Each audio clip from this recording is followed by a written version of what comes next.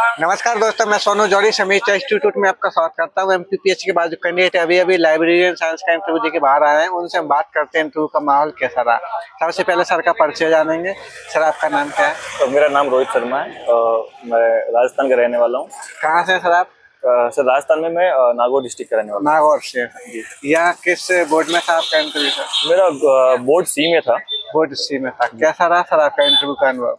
Interview overall देखा जाए तो मॉडरेट लेवल का था, जिसमें अलग अलग तीन मेंबर्स थे जो लाइब्रेरी साइंस से थे। उनका जो अलग अलग टॉपिक था, एक जो पूछ रहे थे आईसीटी से पूछ रहे थे, एक क्लासिफिकेशन जो हमारा कोर जो सब्जेक्ट होता है, और एक जो टेक्नोलॉजी से पूछ रहे थे, डिजिटल टेक्नोलॉजी वगैरह।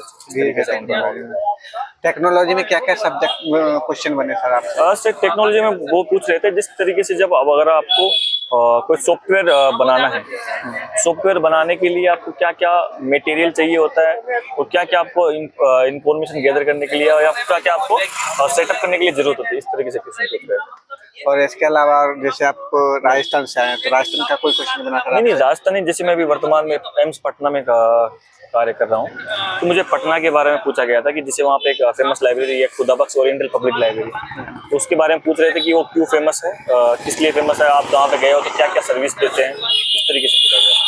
इसके अलावा मध्य प्रदेश की किसी लाइब्रेरी से संबंधित कोई क्वेश्चन बना? लाइब्रेरी से नहीं, जैसे क्लासिफिकेशन का जो क्वेश्चन उनका पूछा गया था।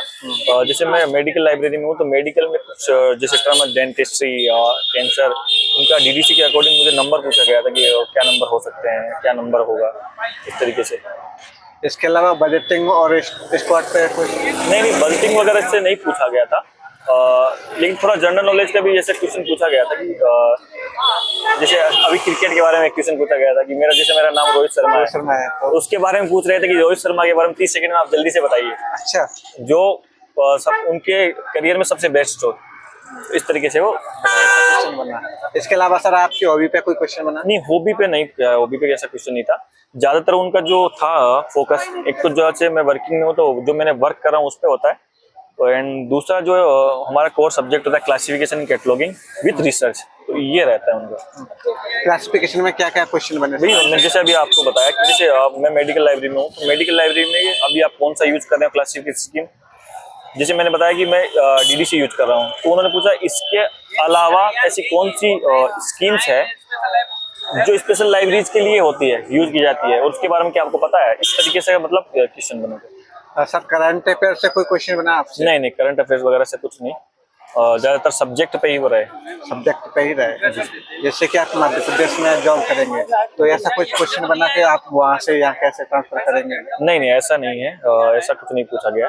जहाँ ज्यादातर जो जैसे मैं बताया कि वर्किंग नॉलेज पे, या फिर आईसीटी से, और एक रिसर्च जो होता है पीएचडी में, जब हम इनरोल होते हैं, फिर यूजर्स को कैसे आप अट्रैक्ट करोगे, इस तरीके से क्वेश्चन था।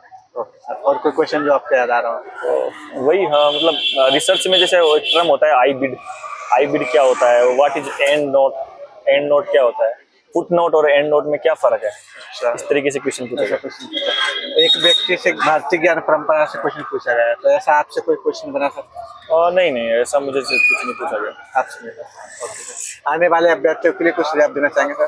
वही है कि अपना जो लाइब्रेरी साइंस का जो कोर सब्जेक्ट्स है, उसका अपना अच्छे से तैयार कीजिए, और जहाँ से आप बिलोंग करते हैं, या फिर जो आप काम कर रहे हैं, उसको आप उसके बारे में पढ़ लीजिए कि उससे ज्यादा क्वेश्चन पूछे जा रहे हैं।